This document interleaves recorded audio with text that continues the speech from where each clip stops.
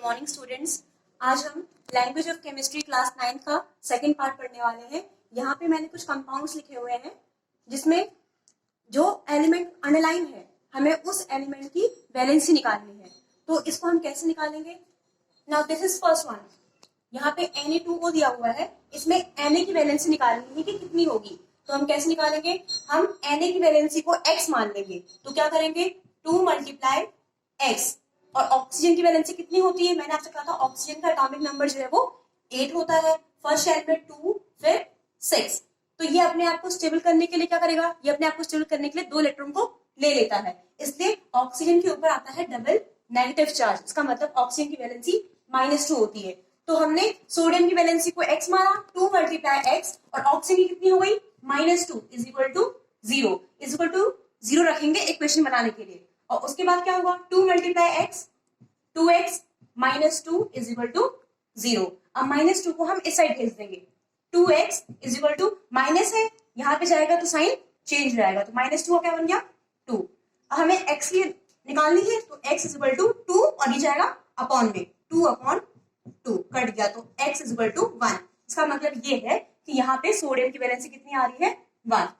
अब जैसे यहाँ पे दिया है MgO, इसमें भी हम क्या करेंगे? हमें इसकी निकालनी है, तो इसकी हम क्या करेंगे? x मान लेंगे, x। और ऑक्सीजन की कितनी होती है? x -2 is equal to 0। -2 को उस साइड भेज दो, x इज इक्वल टू 2। तो मतलब कि मैग्नीशियम की वैलेंसी कितनी हो गई? 2।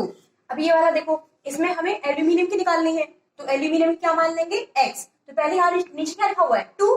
तो हम 2 मल्टीप्लीकेशन इसमें किसमें कर देंगे? x में, 2 मल्टीप्लाई x। और ऑक्सीजन कितनी होती है? -2।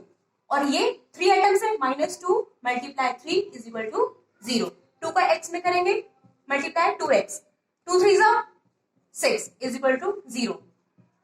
-6 को उस साइड भेज दो, तो क्या बन जाएगा? प्लस का 6, x इज इक्वल टू 6/2। इसको कट करेंगे तो 3, x इज इक्वल टू 3। मतलब कि एल्यूमिनियम की वैलेंसी कितनी आ गई? 3। तो इसी तरीके से आप किसी भी दिए हुए एलिमेंट की वैलेंसी को निकाल सकते हैं। जैसे कि इसके बाद एक और एग्जांपल हम ले लेते हैं। जैसे आपको CO2 दिया है, अब आपको इसमें कार्बन की वैलेंसी निकालनी है, तो इसकी हमने क्या मान ली? x। ऑक्सीजन की होती कितनी है? -2। कितने एटम है? 2। मल्टीप्लाई कर दो, -2 multiply 2 is equal to 0। x ये कितना हो जाएगा? 2 2 4, x - 4 is equal to 0। x is equal to 4। मतलब कि कार्बन की वैलेंसी कितनी हो गई? 4। तो इस तरीके से हम किसी भी एलिमेंट की वैलेंसी को निकाल सकते हैं। इसके बाद हमें अब नेक्स्ट चीज को पढ़ना है। जो टॉपिक हमारा नेक्स्ट टॉपिक है उसका नाम है atomicity. Now what do you understand by atomicity? Atomicity का मतलब क्या होता है? मतलब कि कोई आपके पास मॉलिक्यूल है, जैसे मैंने बोला हमारे पास क्लोरीन का मॉलिक्यूल है। अब आप देखिए मैंने इसको कैसे लिखा? Cl2। मतलब कि ये जो क्लोरीन का एक मॉलिक्यूल है ये कब बना? ये कब बना? जब क्लोरीन का एक एटम क्लोरीन के दूसरे एटम से मिला, तब जाके क्लोरीन का एक मॉलिक्यूल बना। तो मतलब कि इसके अंदर कितने एटम है क्लोरीन के? इसके अंदर क्लोरीन के 2 एटम है, तो वो क्या होगी इसकी? एटॉमिसिटी। मतलब किसी भी मॉलिक्यूल में, आपके पास कोई मॉलिक्यूल हो, उस मॉलिक्यूल के अंदर कितने एटम्स होते हैं? ठीक है, हाउ मैनी एटम्स, जितने एटम्स होंगे उसकी वैलेंसी, उसकी एटॉमिसिटी जो होगी वो उतनी ही हो जाएगी। जैसे कि अगर हम बात करें H2, O2, N2, तो इन सब की एटॉमिसिटी क्या है? इन सब की एटॉमिसिटी जो है वो 2 है। अब एटॉमिसिटी के हिसाब से हम एलिमेंट्स को कई कैटेगरी में डिवाइड कर देते हैं। पहला होता है मोनो एटॉमिक। मोनो मीन्स क्या हुआ? Mono means 1। अगर कोई एलिमेंट आपको लिखा गया है, ठीक है, जैसे कि मैंने बोला हमारे पास हीलियम है, हीलियम, नियॉन, आर्गन। इस एलिमेंट को आप देखो तो इस एलिमेंट के नीचे मैंने कोई नंबर नहीं लिखा है। इसका मतलब क्या है कि इसके अंदर एक ही एटम है, तो जिसके अंदर एक ही एटम होता है इसको बोलते हैं मोनोएटॉमिक। पर आप ये वाले एलिमेंट्स देखो H2, O2, N2, इनमें मैंने नीचे नंबर लिखा हुआ है 2, तो इसका मतलब क्या हुआ? इसके अंदर 2 एटम है, तो इसको हम क्या बोलेंगे? Die atomic. मोनो एटॉमिक मतलब कि एक जिसमें कोई नंबर नहीं होगा, डाई एटॉमिक मतलब जिसमें 2 एटम्स होंगे। अब अगर हम बात करें, जैसे मैं लिखा O3, O3 को क्या बोलते हैं? ओजोन। तो जिसके अंदर 2 से ज्यादा एटम्स होते हैं उसको बोला जाता है पॉली एटॉमिक। पॉली मीन्स क्या होता है, पॉली मीन्स ज्यादा, मतलब 2 से ज्यादा होंगे तो क्या बन जाएगा, पॉली एटॉमिक। और साथ ही इसको हम क्या बोल सकते हैं, क्योंकि यहाँ पे 3 लगा हुआ है तो 3 के लिए क्या वर्ड आता है, ट्राई एटॉमिक। मतलब कि ट्राई मीन्स 3 एटम है, इसलिए इसको बोलेंगे ट्राई एटॉमिक या फिर पॉलीटॉमिक। अगर मैं यहाँ पे लिख दूं P4 तो P4 मतलब 4 के लिए क्या आएगा, टेट्रा, और फिर एटॉमिक, टेट्रा एटॉमिक। क्यों, क्योंकि 4 एटम है इसके अंदर। और ये भी किस में आ जाएगा, क्योंकि 2 से ज्यादा एटम्स हो रहे हैं तो आएगा तो पॉलीटॉमिक में। तो पॉलीटॉमिक में भी कौन सा होगा, ये टेट्रा एटॉमिक। अगर मैं लिख दूं S8 तो S8 मतलब कि सल्फर के 8 एटम्स है, किसमें आएगा, पॉली एटॉमिक में। पर नाम क्या होगा इसका, इसका नाम होगा ऑक्टा एटॉमिक। मतलब कि एटॉमिसिटी मतलब होता है किसी भी मॉलिक्यूल के अंदर कितने एटम्स है। अगर किसी मॉलिक्यूल में 1 एटम होगा तो वो मोनोएटॉमिक होगा, किसी में 2 एटम होंगे तो वो डायटॉमिक होगा, किसी के अंदर अगर 3 एटम होंगे तो वो पॉली एटॉमिक भी होगा, साथ में ट्राई एटॉमिक भी होगा। किसी के अंदर अगर 4 होंगे एटम्स तो क्या होगा, पॉली एटॉमिक तो होगा, साथ में क्या होगा, टेट्रा एटॉमिक। और अगर 8 एटम्स होंगे तो पॉली एटॉमिक भी होगा और ऑक्टा एटॉमिक भी होगा। Now next topic is that how to find molecular mass. Molecular mass कैसे निकाला जाता है, तो हमें पहले पता होना चाहिए मॉलिक्यूलर मास का मतलब क्या होता है। मॉलिक्यूलर मास मतलब कोई मॉलिक्यूल है, जैसे मैंने बोला ये H2O, ये एक मॉलिक्यूल है, तो इस एक मॉलिक्यूल का कितना मास है, मॉलिक्यूल के मास को बोलते हैं मॉलिक्यूलर मास। पर ये मॉलिक्यूलर मास निकालने के लिए आपको सबसे पहले हर एक एलिमेंट का मास नंबर लर्न होना चाहिए। जब तक आपको मास नंबर लर्न नहीं होंगे आप मॉलिक्यूलर मास नहीं निकाल सकते। मैंने आपको 1 से लेके 20 तक एटॉमिक नंबर्स लर्न करने को बोले थे और मैंने आपको बताया भी थे कि कैसे हम उसको लर्न करते हैं। अब हमें क्या करना है, जो 20 तक एटॉमिक नंबर्स वाले एलिमेंट है उनका हमें मास नंबर लर्न करना है। तो पहले हम उसको सीरियल में लिख लें 1 2 3, hydrogen, helium, lithium, beryllium, boron. Hydrogen, helium, lithium, beryllium, boron. Carbon, nitrogen, oxygen, fluorine, neon, sodium, magnesium, aluminium, silicon, phosphorus, sulphur, chlorine, argon, potassium और कैल्शियम। ये जो मैंने सीरियल नंबर लिखे हैं इसके जो सीरियल नंबर होते हैं वो उसके एटॉमिक नंबर होते हैं। पर हमें मॉलिक्यूलर मास निकालने के लिए एटॉमिक नंबर नहीं लर्न करना है, हमें मास नंबर लर्न करना है। तो हाइड्रोजन का एटॉमिक नंबर 1 होता है और इसका मास नंबर भी 1 होता है। हीलियम का ये 2 है, 2 कैसा नंबर है, 2 जो है वो इवन नंबर है और इवन नंबर का अगर मास नंबर निकालना है आपको तो सीधा 2 का मल्टीप्लिकेशन कर दो, 2 2 जा 4, तो इसका मास नंबर कितना हो गया 4। फिर ये कितना है 3, कौन सा नंबर है ये इवन नंबर नहीं है, ये ऑड नंबर है क्योंकि 2 से डिवाइड नहीं होता है। तो हमें इसका मास नंबर पता करना है तो क्या करेंगे हम 2 का पहले से मल्टीप्लाई करो, 2 मल्टीप्लाई 3 कितना होगा 6 और प्लस 1 कर दो, कितना आ गया 7। तो इसका मास नंबर कितना हो गया 7। मतलब कि जनरली ये होता है कि अगर कोई इवन नंबर है तो उसमें आप 2 का मल्टीप्लिकेशन कर दो और ऑड नंबर है तो 2 का मल्टीप्लिकेशन करके प्लस 1 कर दो तो आपको मास नंबर मिल जाएगा। लेकिन कुछ एक्सेप्शन केस भी होते हैं, सब में रूल फॉलो नहीं होता ना। बेरिलियम, अब आप बोलोगे ये 4 है इवन नंबर है तो 2 का मल्टीप्लिकेशन करेंगे तो 8 आएगा, बट इसका मास नंबर 8 नहीं होता, इसका मास नंबर 9 होता है। तो ये एक्सेप्शंस है, ये आपको लर्न करने हैं।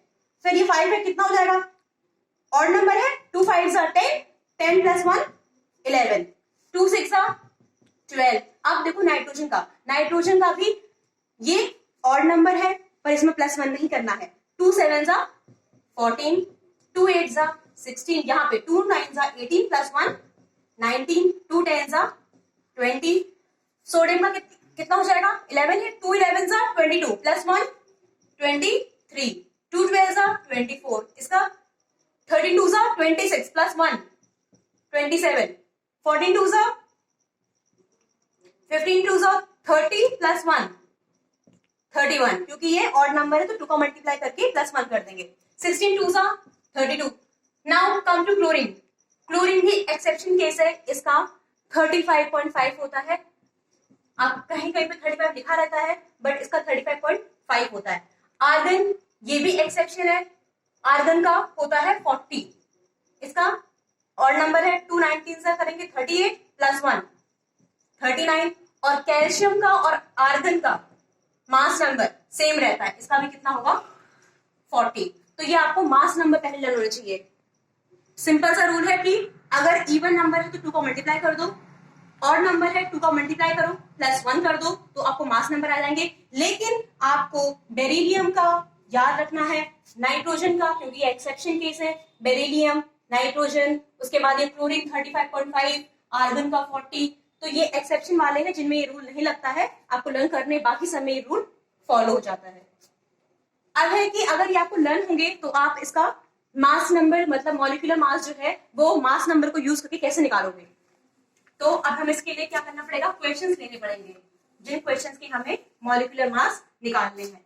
जैसे कि पहला लिखा है Cl2, अब इसका हमें मॉलिक्यूलर मास निकालना है। तो मैंने अभी आपको क्लोरीन का बताया था, कितना होता है क्लोरीन का 35.5, और यहाँ पे कितने एटम्स है 2 एटम्स है, तो 35.5 मल्टीप्लाई 2 कर दीजिए तो कितना आ जाएगा 71।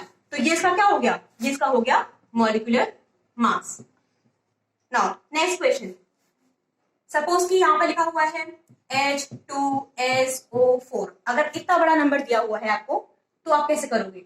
तो हम कैसे करेंगे, हाइड्रोजन का मास नंबर कितना होता है 1 मल्टीप्लाई 2, प्लस सल्फर का कितना होता है 32, प्लस ऑक्सीजन का कितना होता है 16 होता है, पर यहाँ पे कितने आइटम्स है 4, तो 16 multiply 4।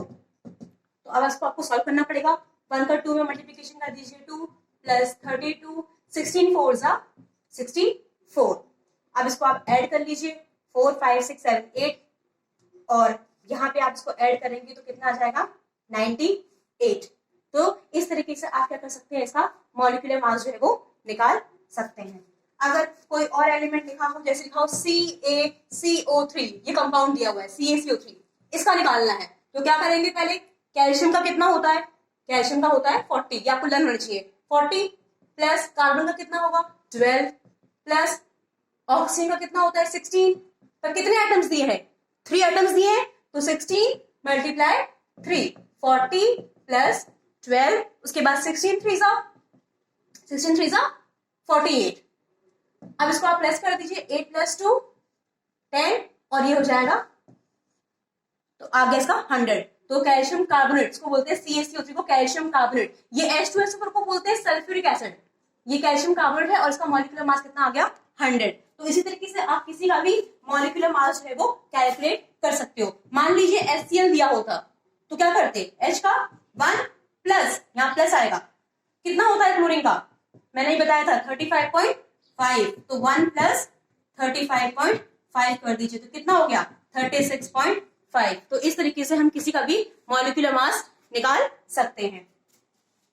Now next thing is, मैंने आपको लास्ट लेक्चर में सिंबल्स के बारे में बताया था कि सिंबल्स क्या होते हैं। सिंबल्स किसी भी एलिमेंट को रिप्रेजेंट करने के लिए शॉर्ट फॉर्म होते हैं। तो हमारा जो नेक्स्ट टॉपिक है ये है व्हाट डज सिंबल सिग्निफाई, मतलब कि सिंबल क्या क्या चीजों को सिग्निफाई करता है। तो जैसे कि यहाँ पे लिखा है एन, ये एक सिंबल है, तो ये क्या सिग्निफाई करता है, ये सिग्निफाई करता है एटम।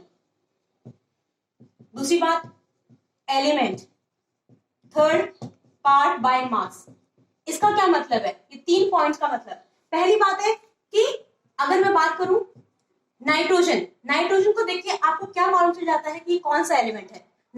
एन देखेंगे आप, एन लिखा है तो आप एन से समझ जाएंगे कि किस एलिमेंट की बात हो रही है, ये बात हो रही है नाइट्रोजन एलिमेंट की। और क्योंकि यहाँ पे अकेला एन लिखा हुआ है, कोई नंबर नहीं लिखा है, तो आप इससे ये भी समझ जाएंगे कि इसके अंदर केवल और केवल कितने एटम्स हैं, नाइट्रोजन का केवल इसमें 1 एटम की बात हो रही है। ठीक है। Now part by mass, part by mass मतलब कि मैंने आपको अभी बताया था नाइट्रोजन का मॉलिक्यूलर मास कितना होता है, एटॉमिक नंबर 7 होता है, मॉलिक्यूलर मास कितना होता है 14। तो 14 पार्ट बाय मास मतलब ये कोई भी सिंबल लिखा हो तो वो ये रिप्रेजेंट कर देता है। ठीक है।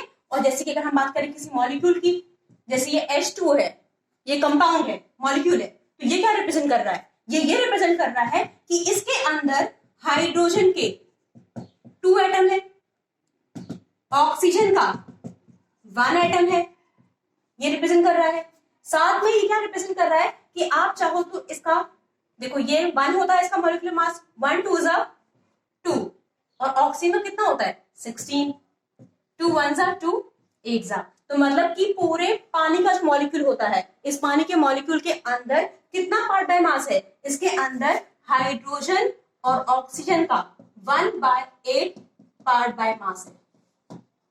तो इस तरीके से हम किसी भी एलिमेंट का पार्ट बाय मास निकाल सकते हैं। और इस पूरे का मॉलिक्यूलर मास कितना आएगा, ये 1 है, 1 इंटू 2 प्लस ऑक्सीजन कितना होता है 16, 2 प्लस 16 तो कितना हो गया 18, ठीक है। तो इसका पूरा मॉलिक्यूलर मास कितना है 18। तो मैंने आपको इस लेक्चर में किस तरीके से वैलेंसी निकाली जाती है, किस तरीके से मास नंबर लर्न करते हैं और मॉलिक्यूलर मास निकाला जाता है, ये बताया। अब मेरा जो नेक्स्ट लेक्चर होगा उसमें आपको मैं बैलेंस केमिकल इक्वेशंस बताऊंगी, law of conservation of mass बताऊंगी। और आपको अगर ये समझ में आया हो, वीडियो अच्छा लगा हो, तो आप इसको लाइक कर लीजिए, चैनल को सब्सक्राइब कर दीजिए और बेल आइकन प्रेस कर दीजिए ताकि आपको आने वाले फर्दर नोटिफिकेशंस मिल जाए। Thank you.